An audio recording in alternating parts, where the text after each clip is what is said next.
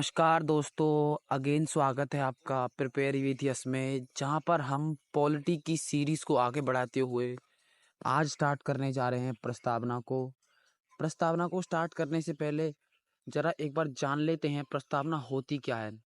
अच्छा, आपने कई बुक्स देखी होंगी जिनके स्टार्टिंग पेज पे अमुक अमुक यानी लिखा होता है और उसके नीचे कुछ डिटेल्स लिखी होती हैं। हमारी प्रस्तावना भी सेम उसी की तरह ही है। वो अमुक बताता है इस बुक में क्या मिले, क्या है, क्या इसके अंदर आप क्या पढ़ेंगे, आप इससे क्या सीखेंगे। इसी तरह प्रस्तावना एक रूपरेखा है जो हमारे संविधान को परिचित करती है छोटे से पार्ट में। प्रस्तावना हमारे संविधान को परिचित करती है छोटे से पार्ट में।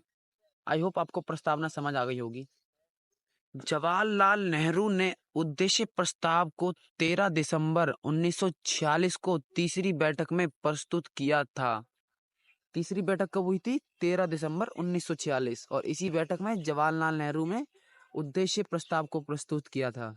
क्या भैया ये उद्देश्य प्रस्ताव भी प्रस्तावना है? जी हाँ, जिसको कि 22 जनवरी 1947 को स्वीकार किया गया था प्रस्तावना के रूप में। स्वीकार कब किया गया था प्रस्तावना को? 22 जनवरी 1947 को। प्रस्तावना शब्द अमेरिका से लिया गया है तथा प्रस्तावना की भाषा ऑस्ट्रेलिया से। वेरी वेरी इंपॉर्टेंट क्वेश्चन है, मार्क कर लीजिए। प्रस्तावना शब्द कहाँ से लिया है? अमेरिका से। और प्रस्तावना की भाषा ऑस्ट्रेलिया से लिया गया है। चलिए नेक्स्ट, आई होप आपको इतना क्लियर हो गया होगा। समाजवादी, सामाजिक, आर्थिक, राजनीतिक न्याय। अच्छा, प्रस्तावना में कुछ टर्म्स हैं जो हमारे कॉन्स्टिट्यूशन का इंट्रोडक्शन देती हैं। इससे आगे बढ़ने से पहले मैं आपको एक बार इन टर्म्स से क्लियर करा देता हूँ, जिससे कि आपको इन सारे टर्म्स को समझने में आसानी हो। यह दर्शाता है कि भारतीय संविधान जनता की इच्छा और सहमति से बना है। भारतीय संविधान जनता की इच्छा और सहमति से बना है, क्योंकि इसके लिए प्रॉपर कॉन्स्टिट्यूशन असेंबली बनाई गई थी। उदाहरण, जब हम चुनाव में मतदान करते हैं तो हम अपने नेताओं का चयन करते हैं, जिससे लोकतंत्र मजबूत होता है। क्योंकि लोकतंत्र क्या होता है?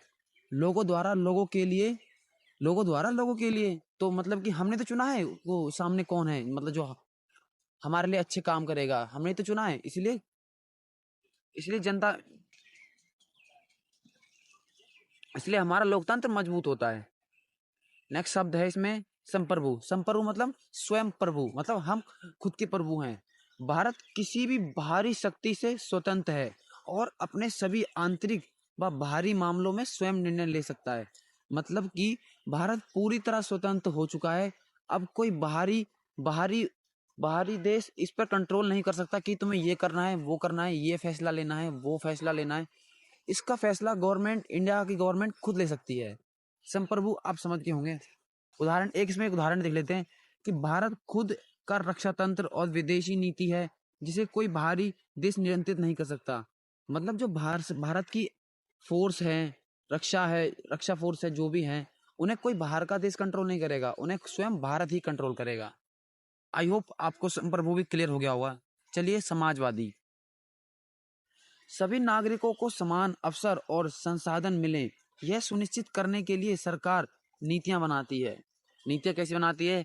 जैसे कि सरकार योजनाएं, मनरेगा में 100 दिन की गारंटी दी जाती है, रोज 100 दिन के रोजगार की गारंटी दी जाती है। ऐसा नहीं है कि ये किसी एक धर्म के लिए बनाई जाती है, ये सभी के लिए, जिससे कि सबको समान समान न्याय मिले। आई होप आपको समाजवादी शब्द भी क्लियर हो गया होगा। पंथ निरपेक्ष। राज्य का कोई आधिकारिक धर्म नहीं होगा और सभी धर्म का सम्मान किया जाएगा। क्या क्या क्या हमारे राज्यों के कोई धर्म होते हैं? नहीं, हमारे भारत में तो कई धर्म के लोग रहते हैं। और गवर्नमेंट तो सभी धर्मों को एक एक समान ट्रीट करेगी। भारत में हिंदू, मुस्लिम, सिख, ईसाई सभी अपने धर्म का पालन स्वतंत्र रूप से कर सकते हैं। कैसे कर सकते हैं? स्वतंत्र रूप से कर सकते हैं। हिंदू को अपनी पूजा कर सकता है, मुस्लिम अपनी मस्जिदों में जा सकता है, उन्हें कोई रोक टोक नहीं है। आई होप आपको पंथ निरपेक्ष भी क्लियर हो गया होगा। चलिए पढ़ते हैं लोकतंत्रात्मक। भारत में जनता द्वारा चुनी गई सरकार होती है, जिसे सभी नागरिकों को समान मताधिकार प्राप्त है। भारत में जनता द्वारा सरकार चुनी जाती है जिसमें सभी नागरिकों को समान मताधिकार प्राप्त होते हैं। वोट देने में भी कोई भेदभाव नहीं है।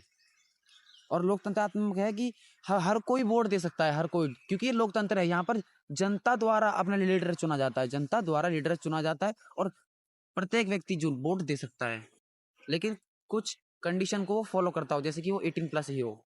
उदाहरण, हर 5 वर्ष में चुनाव होते हैं जिसमें जनता अपनी सरकार चुनती है। कौन चुनती है? जनता अपनी सरकार चुनती है। गणराज्य, भारत में कोई राजा या महाराजा नहीं होगा, बल्कि सरकार का प्रमुख राष्ट्रपति यानी प्रमुख यानी हेड जनता द्वारा अप्रत्यक्ष रूप से चुना जाएगा। इट मीन्स गणराज्य का मतलब यह है कि अब वो नहीं है कि राजा का बेटा ही राजा होगा, अब तो आपकी एलिजिबिलिटी के हिसाब से आपको जनता चुनेगी कि आप उस पद के लायक हैं या नहीं है। आई होप मैं क्या कहना चाहता हूँ आपको समझ आ रहा होगा। उदाहरण, भारत में राष्ट्रपति का चुनाव निर्वाचित पद्धति द्वारा किया जाता है। किस पद्धति द्वारा? निर्वाचित पद्धति द्वारा किया जाता है। चलिए नेक्स्ट, न्याय, सामाजिक, आर्थिक और राजनीतिक, सभी नागरिकों को समान अवसर मिले और किसी के साथ भेदभाव ना हो। हमारी गवर्नमेंट की प्रायोरिटी यही है कि सभी नागरिकों को समान अवसर मिले। कोई वैकेंसी आ रही है, ऐसा नहीं है वो स्पेसिफिक हिंदू धर्म के लिए है या मुस्लिम धर्म के लिए है। भारत में ऐसा नहीं है, भारत में हर धर्म का बंदा उसको अप्लाई कर सकता है। उदाहरण, आरक्षण नीति कमजोर वर्गों को शिक्षा और नौकरियों में अवसर प्रदान करती रहे। इसका मतलब ये नहीं है कि गवर्नमेंट जो पिछड़ा वर्ग है उसका ध्यान ना रखे, उनको भी अवसर प्राप्त करे, उनको भी आरक्षण अवसर प्राप्त करने की स्वतंत्रता है। आई होप आपको इतना भी क्लियर हो गया होगा। 8, स्वतंत्रता, विचार, अभिव्यक्ति, विश्वास और धर्म उपासना की स्वतंत्रता किसकी? हमें स्वतंत्रता किस किस की प्राप्त है? हमें विचार की स्वतंत्रता है, अभिव्यक्ति बोलने की स्वतंत्रता है, विश्वास की स्वतंत्रता है, धर्म की स्वतंत्रता है और उपासना की स्वतंत्रता है। प्रत्येक व्यक्ति को अपने विचार रखने, उन्हें व्यक्त करने, किसी भी धर्म को मानने और अपने तरीके से पूजा करने की स्वतंत्रता होगी। ऐसा नहीं है कि मैं थाली लेके ही पूजा करूंगा, मैं चाहे तो बैठ के पूजा कर लूंगा, मैं चाहे तो नाच के पूजा कर सकता हूँ, वो मेरी स्वतंत्रता है, मैं किस तरह पूजा करता हूँ, इसमें भी गवर्नमेंट इंटरफेयर नहीं करेगी। सोशल मीडिया पर लोग अपने विचार स्वतंत्र रूप से व्यक्त कर सकते हैं। आपने देखा होगा ट्विटर पे कई लोग ट्वीट कर देते हैं, चाहे वो काफ़ी काफ़ी कंट्रोवर्शियल ट्वीट कर देते हैं, लेकिन वो कर देते हैं क्योंकि उन्हें स्वतंत्रता है सोशल मीडिया पे ट्वीट करने की। आई होप आपको इतना भी क्लियर होगा। समानता, समानता प्रतिष्ठा और अवसर की, कानून के सामने सभी नागरिक समान हैं और जन्म, जाति, धर्म, लिंग आदि के आधार पर कोई भेदभाव नहीं किया जाएगा। क्या गवर्नमेंट भेदभाव करती है आपके साथ? या फिर कोई गवर्नमेंट आपसे कहती है कि आप मुस्लिम हैं, आप यहाँ नहीं जा सकते, आप वहाँ नहीं जा सकते, आप हिंदू हैं, आप यहाँ नहीं जा सकते, आप वहाँ नहीं जा सकते। गवर्नमेंट इसमें भेदभाव नहीं करती। जो चीज़ पब्लिक लोगों के लिए अवेलेबल है, जहाँ पर सबका आना जाना है, वहाँ कोई भी धर्म का आ सकता है, कोई भी धर्म का जा सकता है, वहाँ गवर्नमेंट इंटरफेयर। चलिए 9वें में ही हम नेक्स्ट पॉइंट देखते हैं। एक गरीब और एक अमीर व्यक्ति दोनों समान रूप से न्याय मिले। ऐसा नहीं है कि अमीर मतलब अच्छे अच्छे लॉयर को हायर कर ले और गरीब के लॉयर भी हायर ना कर पाए। इसके लिए भी गवर्नमेंट सहायता प्रदान करती है, फ्री लॉयर उनको दिया जाता है। आई होप आपको इतना भी क्लियर हो गया होगा। नेक्स्ट, बंधुता, व्यक्ति की गरिमा और राष्ट्र की एकता व अखंडता सुनिश्चित करने हेतु सभी नागरिकों में भाईचारे की भावना विकसित करना की प्रयास किया जाएगा, जिससे कि राष्ट्र की एकता और अखंडता बनी रहे। गवर्नमेंट क्या प्रयास करेगी? सभी नागरिकों में भाईचारा भावना विकसित करेगी और जिससे कि राष्ट्र में एकता और अखंडता बनी रहे, जिससे कि आपस में दंगे और लड़ाई ना हो। राष्ट्रीय त्योहार जैसे गणतंत्र दिवस और स्वतंत्रता दिवस पूरे देश को एकता के सूत्र में बांधते हैं। जैसे कि आपने देखा होगा, जब हमारा इंडिपेंडेंस डे आता है तो यहाँ के जो मुस्लिम भाई लोग हैं वो ऐसा थोड़ी कहते हैं कि हमारा इंडिपेंडेंस डे 14 तारीख को है, हम पाकिस्तान मतलब हम मुस्लिम हैं, हम पाकिस्तान से नहीं। सभी इंडिया को ही प्रोत्साहन करते हैं और इंडिया के लिए ही करते हैं। आई होप आपको जो प्रेम्बल में कुछ ऐसी टर्म्स हैं जो बच्चों को जनरली बच्चे इग्नोर कर देते हैं, जाकि नहीं समझ पाते हैं, जिससे जो कि आगे भी काफ़ी यूज़ में आती हैं, मैंने आपको इसको फर्स्ट क्लास में ही क्लियर कर दिया है। अच्छा, आप पढ़ें एक बार ऐसा कि आपको, अगर आप कॉन्सेप्ट से पढ़ते हैं ना तो आपको कुछ चीज़ याद करने की ज़रूरत ही नहीं है, क्योंकि कॉन्सेप्ट से आपको समझ बढ़िया आता है। तो मैं इसी चीज़ को चाहता हूँ, मैं भी कई चीज़ों को ईजी करके लेके आता हूँ जिससे कि आपको दिक्कत ना हो। अगर कंटेंट पसंद आया हो तो एक लाइक ज़रूर कर दीजिएगा। चलिए नेक्स्ट, अब हम प्रस्तावना पढ़ते हैं। अब हमें कोई दिक्कत नहीं है, ये मैं आपको करा चुका हूँ। सामाजिक आर्थिक न्याय, मैं आपको ये सब कुछ करा चुका हूँ। पर हम भारत के लोग संयुक्त राष्ट्र संघ यूएनओ से लिया गया है। हम भारत के लोग कहाँ से लिया गया है? यूएनओ से। और हम भारत के लोग प्रस्तावना की पहली लाइन है। 42वां संविधान संशोधन 1976 में प्रस्तावना में 3 शब्द जोड़े गए: समाजवादी, पंथ निरपेक्ष और अखंडता। समाजवादी, पंथ निरपेक्ष और अखंडता। मैं तीनों को आपको एक्सप्लेन कर चुका हूं पहले ही। अच्छा, एग्जाम में कई बार सीधे सीधे क्वेश्चन पूछ लिया जाता है। जब प्रस्तावना के ऊपर कई लोगों ने कुछ बातें बोली हैं, उनके ऊपर कई बार क्वेश्चन पूछ लिया जाता है कि इन्होंने क्या कहा था प्रस्तावना के लिए। तो आपको इन्हें भी याद करना है, इनको तो मस्ट भी याद करना है। प्रस्तावना इनको जरूर याद कर लीजिए। पंडित ठाकुरदास भार्गव ने क्या कहा था? प्रस्तावना संविधान की आत्मा है। प्रस्तावना संविधान की आत्मा है। मोहम्मद हिदायतुल्लाह ने प्रस्तावना संविधान की आत्मा है। प्रस्तावना संविधान की आत्मा है। ठाकुर भार्गव दास ने प्रस्तावना संविधान का आभूषण है। आभूषण मतलब कि सोना चांदी। प्रस्तावना संविधान का आभूषण है। के एम मुंशी ने क्या कहा था? प्रस्तावना संविधान की जन्म कुंडली है। एन एन पालकीवाला ने क्या कहा था?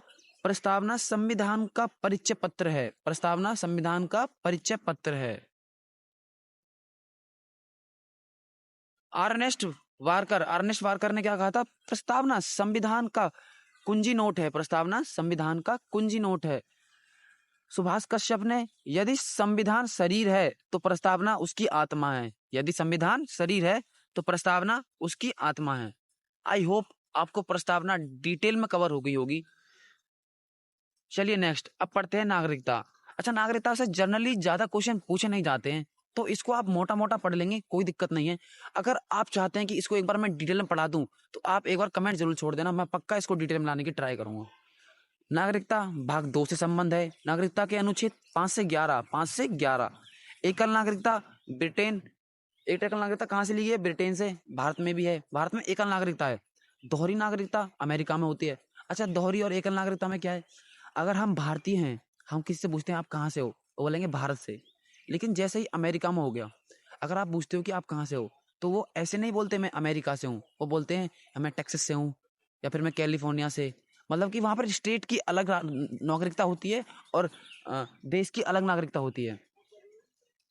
आई होप आपको इतना क्लियर हो गया होगा। तिहरी नागरिकता स्विट्जरलैंड से। तिहरी नागरिकता स्विट्जरलैंड में है। तिहरी नागरिकता स्विट्जरलैंड में है। डॉक्टर बी आर अम्बेडकर, नागरिकता सबसे कठिन भाग है। डॉक्टर बी आर अम्बेडकर ने क्या कहा है? नागरिकता कॉन्स्टिट्यूशन का सबसे कठिन भाग है। नागरिकता संशोधन 2019। नागरिकता संशोधन 2019।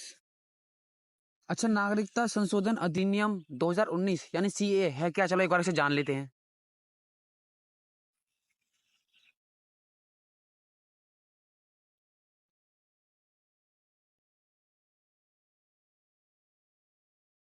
राष्ट्रपति ने इसको स्वीकृति कब दी थी? 12 दिसंबर 2019 को। और ये लागू कब हुआ था? 11 मार्च 2024 को। लागू कब से है? 11 मार्च 2024 से। और राष्ट्रपति ने स्वीकृति कब दी थी इसे? 12 दिसंबर 2019 से। Very important. बांग्लादेश, पाकिस्तान, अफगानिस्तान से 6 धार्मिक अल्पसंख्यक हिंदू, सिख, बौद्ध, जैन, पारसी और ईसाई से संबंधित प्रवासियों को भारतीय नागरिकता का मार्ग प्रदान करता है। मतलब कि मैं आपको इसे क्लियर कर देता हूँ एक बार। जो ये बांग्लादेश हो गया हमारा पड़ोसी देश, पाकिस्तान हो गया, अफगानिस्तान हो गया, इन इन देशों से ये 6 धर्म के लोग हिंदू, सिख, बौद्ध, जैन, पारसी और ईसाई, ये अगर आते हैं भारत में 2000 आते हैं तो इनको सीएए इसके तहत नागरिकता मिलेगी। जो 31 दिसंबर 2014 को या इससे पूर्व भारत आए हों और 5 वर्ष से रह रहे हों, मतलब कि जो 31 दिसंबर 2024 को भारत आ चुके हों या इससे पहले आ चुके हों, और इससे पहले, और उसमें भी 2 कंडीशन है, वो 5 वर्ष रह चुके हों। 2014 से मोटा मोटा 2008 या 7 के करीब आए हों और 5 वर्ष रह भी चुके हों, तो उन्हें नागरिकता मिल जाएगी। इस सीएए का ये इसमें प्रावधान ये है। आई होप आपको नागरिकता भी क्लियर हो गया होगा। अगर आपको नागरिकता इससे और डिटेल में जानना है, इसको और डिटेल में समझना है, तो एक बार आप कमेंट जरूर छोड़ देना। मैं पक्का नागरिकता पे एक डेडिकेटेड वीडियो लेके आऊँगा, जिससे कि आप आपको क्लास में ही सब कुछ याद करा दूंगा। चलिए नेक्स्ट, अब हम पढ़ते हैं फंडामेंटल राइट्स को। फंडामेंटल राइट्स भाग 3 में है। अनुच्छेद 12 से 35, भारतीय संविधान का मैग्ना कार्टा। अच्छा, एग्जाम में क्वेश्चन भी आया है, भारतीय संविधान का मैग्ना कार्टा भाग 3 को कहा जाता है। भाग 3 12 से 35। इसमें पहले 7 अधिकार हुआ करते थे, अब 6 हैं। वो 6 कौन कौन से हैं? पहले है समानता का अधिकार, जो कि आर्टिकल 14 से 18 है। आर्टिकल 14 से 18 है। उसके बाद है स्वतंत्रता का अधिकार 19 से 22। स्वतंत्रता 19 से 22। शोषण के विरुद्ध 23/24। शोषण के विरुद्ध 23/24। धार्मिक स्वतंत्रता का अधिकार 25 से 28। धार्मिक स्वतंत्रता का अधिकार 25 से 28।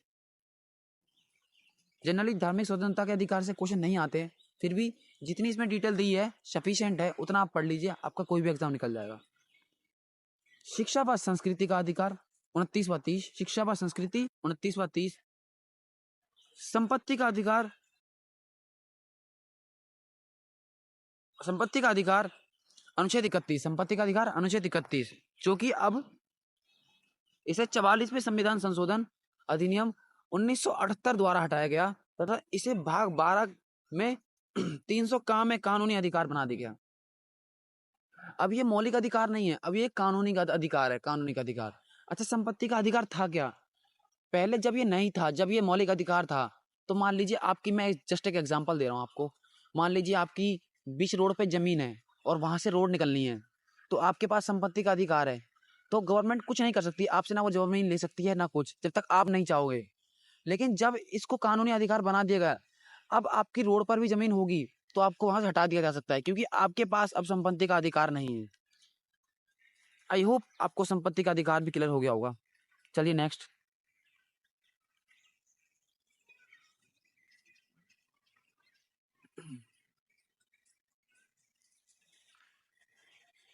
नेक्स्ट, संवैधानिक उपचारों का अधिकार आर्टिकल 32 में है। संवैधानिक उपचारों का अधिकार आर्टिकल 32, इसको भी हम आगे डिटेल में क्लियर करेंगे। मूल संविधान में मौलिक अधिकारों की संख्या 7 थी, परंतु वर्तमान में 6 है। मैंने बता दिया, संपत्ति का अधिकार अब कानूनी अधिकार बन चुका है। डॉक्टर BR अम्बेडकर ने भाग 3 को सर्वाधिक प्रकाशमान व अलौकिक कहा है। क्या कहा है? प्रकाशमान व अलौकिक कहा है। डायरेक्ट क्वेश्चन बन सकता है, याद कर लीजिए। अनुच्छेद 32 को डॉक्टर भीमराव अम्बेडकर ने संविधान की आत्मा का हृदय कहा है। क्या कहा है? संविधान की आत्मा का हृदय। और भारत का मैग्ना कार्टा भाग 3 और आर्टिकल 32 को BR अम्बेडकर ने क्या कहा है? संविधान की आत्मा का हृदय कहा है। अब चलिए, अब हम शुरू करते हैं आर्टिकल्स को, जो कि इसके अंतर्गत आते हैं 12 से 35।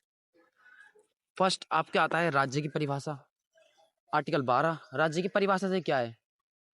भारत राज्यों का संघ होगा, जिसमें कि 28 राज्य और 8 केंद्र शासित प्रदेश होंगे। कितनी है यूटी? 8 हैं। इसी कुछ प्रकार से राज्य की परिभाषा होती है। अगर आपको मौलिक अधिकार भी डिटेल में पढ़ने हैं, एक बार कमेंट कर देना, मैं आपके लिए जरूर ट्राई करूंगा इनकी भी आपको एक ऐसी वीडियो ला दूं जो आपको क्लास में ही सब कुछ याद करा दे। आर्टिकल 13, मौलिक अधिकारों से असंगत तथा उनका अल्पीकरण करने वाली विधियां। मौलिक अधिकारों से असंगत तथा उनका अल्पीकरण करने वाली विधियां। अच्छा, इतनी हार्ड लैंग्वेज आपको समझने की जरूरत नहीं है, मैं आपको इसको इजी वे में ट्रांसलेट कर देता हूँ। कोई नया मौलिक अधिकार बनता है और उसको ऐड करा जाता है, अगर वो मौलिक अधिकार किसी चीज का हनन करता है या किसी को नुकसान पहुंचाता है, तो उसको सुप्रीम कोर्ट और हाई कोर्ट तुरंत नष्ट कर देंगे, तुरंत नष्ट कर देंगे। इसका मतलब यही है। आई होप आपको ये आर्टिकल भी समझ आ गया होगा। नेक्स्ट 14, कानून के समक्ष क्षमता और विधियों का समान संरक्षण। कानून के समक्ष क्षमता तथा विधियों का समान संरक्षण। कानून के लिए सब बराबर हैं तथा सबको न्याय मिलेगा। ऐसा नहीं है कि अमीर ज्यादा बड़े लॉयर को हायर कर लेगा तो वो जीत जाएगा केस को, ऐसा कुछ नहीं है। गरीब व्यक्ति भी लॉयर को हायर कर सकता है, जिसको गवर्नमेंट सहायता पिलाएगी, सहायता पहुंचाएगी। कानून के समक्ष क्षमता या विधियों का समान संरक्षण, आर्टिकल 14। आर्टिकल 15, इसको आप ऐसे याद कर सकते हैं, धमजलज, धमजलज, धर्म, मूलवंश, जाति, लिंग, जन्मस्थान। धर्म जलज, धमजलज, धर्म, मूलवंश, जाति, लिंग, जन्मस्थान के आधार पर भेदभाव नहीं किया जाएगा। भारत में इन 7 प्रकार से भेदभाव नहीं किया जाएगा। 7 प्रकार से भेदभाव नहीं किया जाएगा कि तू नीची कास्ट का है, तू ऊंची कास्ट का है, तू मुस्लिम है, तू हिंदू है, इस तरह धर्म, मूलवंश, इस तरह भेदभाव नहीं किया जाएगा। अपवाद महिलाओं, बच्चों, अनुसूचित जनजाति तथा पिछड़े वर्ग के उत्थान हेतु विशेष प्रावधान किए गए हैं। उनके लिए विशेष प्रावधान किए गए हैं मौलिक अधिकारों में कि उनके साथ भेदभाव नहीं किया जाएगा, उनके लिए विशेष प्रावधान किए गए हैं। आर्टिकल 16 लोक नियोजन के विषय में अवसर की समानता। लोक नियोजन के विषय में अवसर की समानता। जब गवर्नमेंट कोई वैकेंसी निकालती है, आपकी यूपी पुलिस हो गई, आरपीएफ हो गई, ग्रुप डी हो गई, या कोई स्कीम निकालती है, ऐसा नहीं है कि वो एक समुदाय या एक स्पेसिफिक धर्म के लिए निकालती है कि हिंदू है, मुस्लिम है। वो सभी धर्म के लिए, उसमें कोई भी धर्म का अप्लाई कर सकता है। हाँ, कुछ कंडीशन होती हैं, एज लिमिट्स होती हैं, उसको तो आपको फुलफिल करना ही होगा जब भी आप उसमें एलिजिबल होते हैं। आई होप आपको 16 भी क्लियर हो गया होगा। आर्टिकल 17 अस्पृश्यता का अंत, इट मीन्स अनटचेबिलिटी। एग्जामिनर का फेवरेट आर्टिकल है, कई बार पूछ लिया जाता है। मतलब कि भारत में अस्पृश्यता का अंत आप अभी के टाइम पे तो नहीं होता, जब पुराने टाइम में आप चले जाएंगे 1900 के करीब में, जब छुआछूत में बहुत विश्वास करते थे लोग, अपनी नीची कास्ट के लोगों के घर पानी नहीं पीते थे, उनके यहाँ खाना नहीं खाते थे, उन्होंने जो चीज छू दी उसको वो यूज नहीं किया करते थे। इसी का अंत करने के लिए यह आर्टिकल जोड़ा गया है, अस्पृश्यता का अंत। आजकल आपने जनरली नहीं देखा होगा ये छुआछूत वाला। आई होप आपको आर्टिकल 17 भी क्लियर हो गया होगा। अब आर्टिकल 18 उपाधियों का उन्मूलन। उपाधियों का उन्मूलन इट मीन्स है, पहले लोग क्या करते थे, महाराजा धीराज, राजेंद्र, महाराजा, ऐसी उपाधियां लगा लिया करते थे, जिले इलाही, ऐसी उपाधियां लगा लिया करते थे। लेकिन आज के टाइम पे आप जनरली ये उपाधियां नहीं सुनते होगे, क्योंकि इनका अंत कर दिया गया है और उपाधियां सिर्फ राष्ट्रपति दे सकते हैं, जिस राष्ट्रपति ही दे सकते हैं। और उपाधियां आपको, आप ऐसे खुद से नहीं रख सकते, या फिर आप अपने आप को कहते हो कि मैं महाराजा हूँ, मैं आज से सबका महाराजा हूँ, ऐसा कुछ नहीं है। इसलिए आर्टिकल 18 को जोड़ा गया है उपाधियों का अंत करने के लिए। और उपाधियां सिर्फ राष्ट्रपति द्वारा दी जाती हैं, जो सैन्य या फिर ऐसे आपके अच्छे कर्तव्यों के लिए होती हैं। आर्टिकल 19 अभिव्यक्ति व अन्य स्वतंत्रताएं। अभिव्यक्ति व अन्य स्वतंत्रताएं, आर्टिकल 19 को मैं एक बार आपको डिटेल में पढ़ा देता हूं, जिससे कि आर्टिकल 19 से भी काफी क्वेश्चन आते हैं, इसलिए मैं आपको एक बार इसे डिटेल में पढ़ा देता हूं। मैं आपके लिए सब कुछ इजी करने का ट्राई करता हूं, जिससे कि आपकी समझ बेहतर हो। चलिए मैं आपको एक बार आर्टिकल 19 बता देता हूं।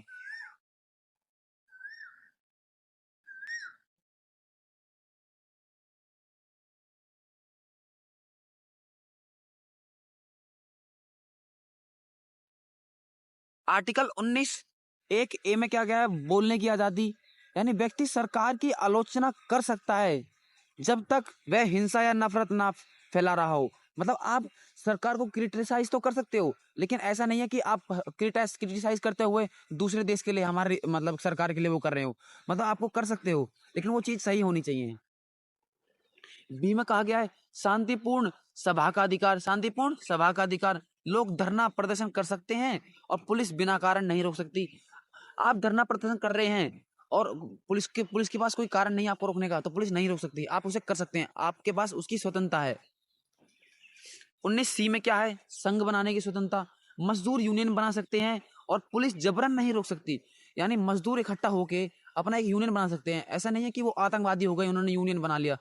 पुलिस उन्हें जब रोक सकती है जब वो संवैधानिक ना हो। संवैधानिक होगा तो पुलिस उन्हें नहीं रोक सकती। आई होप आपको 19C भी समझ आ गया होगा। 19D देश में कहीं भी आने जाने की स्वतंत्रता। आप पूरे भारत में कहीं भी चले जाएं, आप पूरे भारत में कहीं भी घूमे आओ, आप पूरे भारत में हिमाचल चले जाओ, जम्मू कश्मीर चले जाओ, साउथ में चले जाओ, नॉर्थ में चले जाओ, आपको कोई भी रोक टोक नहीं है। गवर्नमेंट आपको ऐसे नहीं है कि आप वहां नहीं जा सकते, यहाँ नहीं जा सकते, आपको घूमने की पूर्ण स्वतंत्रता है। कोई व्यक्ति दिल्ली आ जा सकता है और पुलिस उसे बेवजह नहीं रोक सकती। 19E में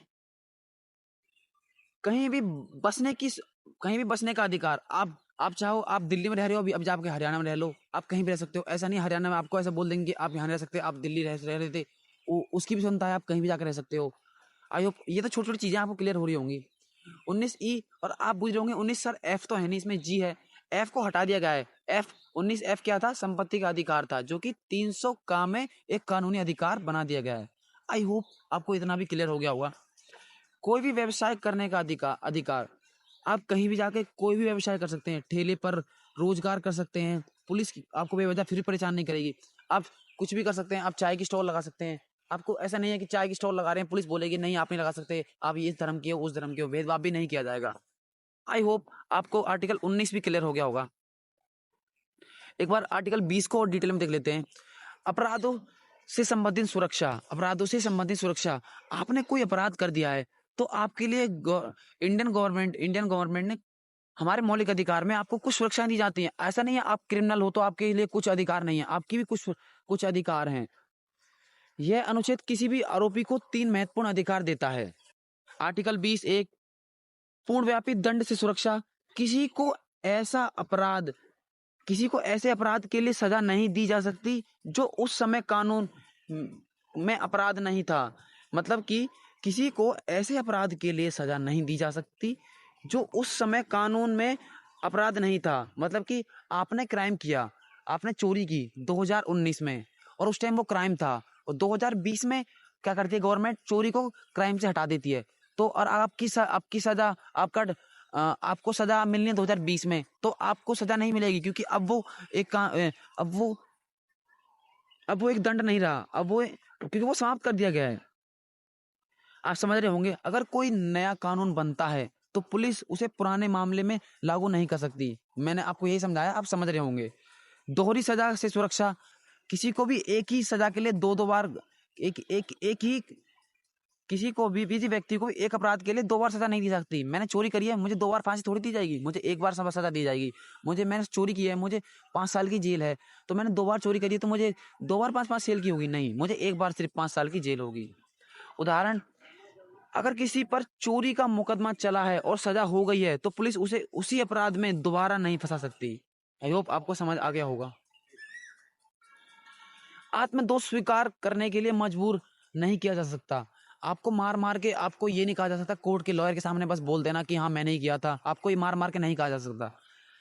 किसी भी व्यक्ति को खुद के खिलाफ गवाही देने के लिए मजबूर नहीं किया जा सकता कि मतलब मैंने ही चोरी किया, मतलब मैंने ही उसका मर्डर किया है। ये आप आई होप आपको इतना ये भी क्लियर होगा। आर्टिकल 21 से पढ़ने से पहले आप एक बार 20 को पढ़ लीजिए, मैं आपको 21 करा दूंगा अभी।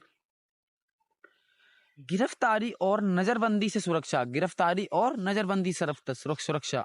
अगर आप गिरफ्तार हो जाते हैं तब भी आपके लिए कुछ कानून हैं। यह अनुच्छेद गिरफ्तार व्यक्ति के अधिकारों की रक्षा करता है, जो व्यक्ति गिरफ्तार हो चुका है। जैसे कि आर्टिकल 22 वकील रखने का अधिकार। मतलब कि जो गिरफ्तार है वो अपना एक वकील रख सकता है। हर गिरफ्तार व्यक्ति को वकील रखने का अधिकार है। पुलिस किसी भी आरोपी को वकील से मिलने से नहीं रोक सकती। 22 का 2 24 घंटे के अंदर मजिस्ट्रेट के सामने पेश करना है। यानी गिरफ्तार व्यक्ति को 24 घंटे के भीतर मजिस्ट्रेट के सामने प्रस्तुत करना होता है। कोई व्यक्ति अगर गिरफ्तार है तो उस 24 घंटे के अंदर में ही मजिस्ट्रेट के सामने प्रस्तुत करना होगा। अगर पुलिस किसी को गिरफ्तार करती है तो उसे 24 घंटे के अंदर कोर्ट में पेश करना होगा, नहीं तो यह अवैध होगी। 22(3) कुछ मामलों में इन अधिकारों से वंचित किया जा सकता है। अगर कोई व्यक्ति राष्ट्रीय सुरक्षा के लिए खतरा है तो उसे बिना ट्रायल नजरबंद किया जा सकता है। रोकथाम नजरबंदी मतलब कि कोई बंदा है जो सस्पेंस एक्टिविटी कर रहा है, जो हमें लग रहा है कि ये गलत है, तो उसे बिना वारंट के उसे उठा लिया जा सकता है। आई होप आपको आर्टिकल 22 भी क्लियर हो गया होगा, डिटेल में ही सब कुछ क्लियर हो गया होगा और आपको सब कुछ समझ आ रहा होगा, याद हो रहा होगा। चलिए अब आर्टिकल 21 को मैं एक बार आपको बता देता हूँ।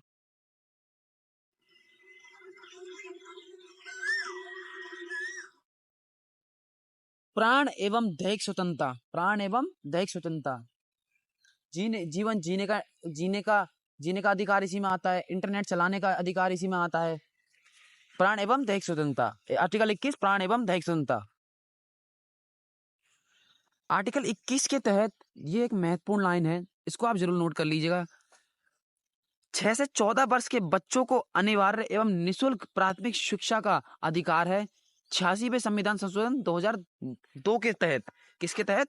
86वें संविधान संशोधन 2002 के तहत।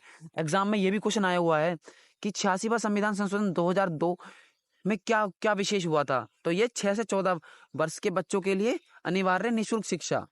आई होप आपको ये भी क्लियर हो गया होगा। चलिए नेक्स्ट, आर्टिकल 22 में आपको क्लियर कर चुका हूं। आर्टिकल 23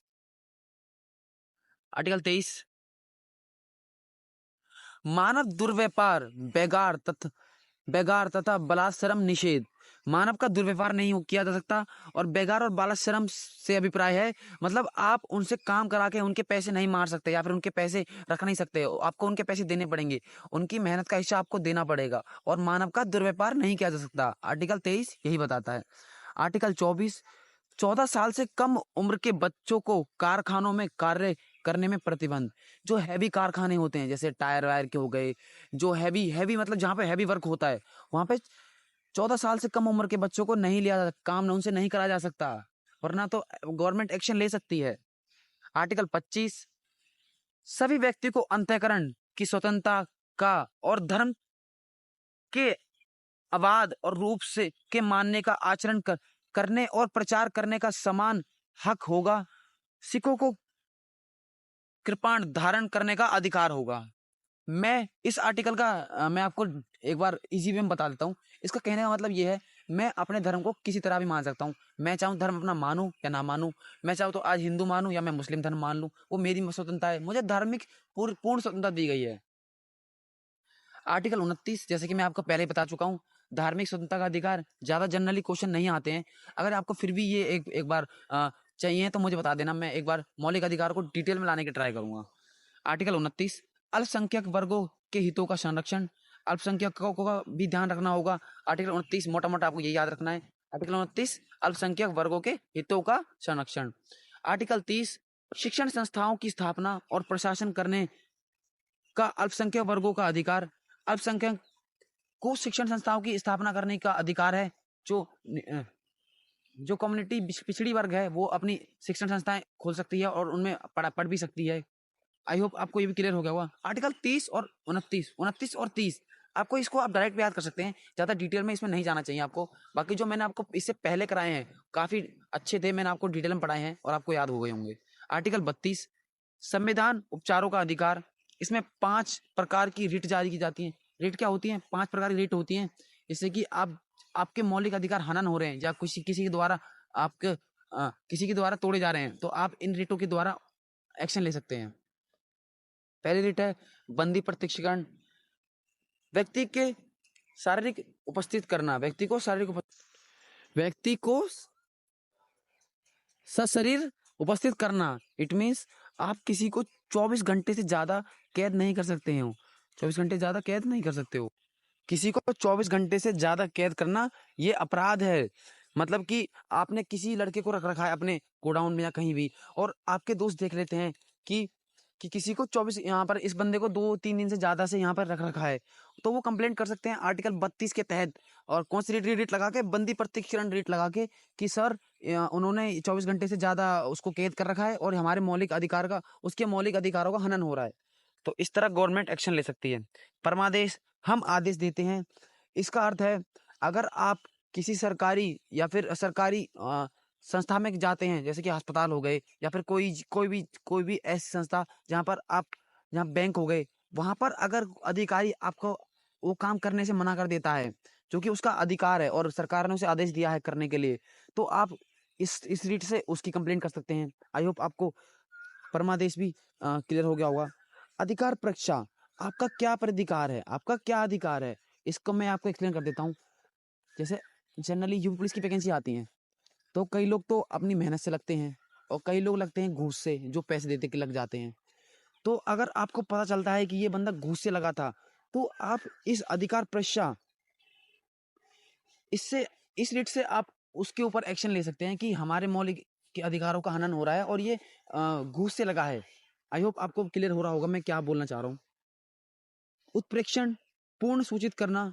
हाई कोर्ट अगर ऐसा कानून बनाती है जो सुप्रीम कोर्ट को न्यायोचित नहीं लगता, तो सुप्रीम कोर्ट उसे अपने पास ले सकती है, सुप्रीम कोर्ट उसे अपने ऊपर ले सकती है।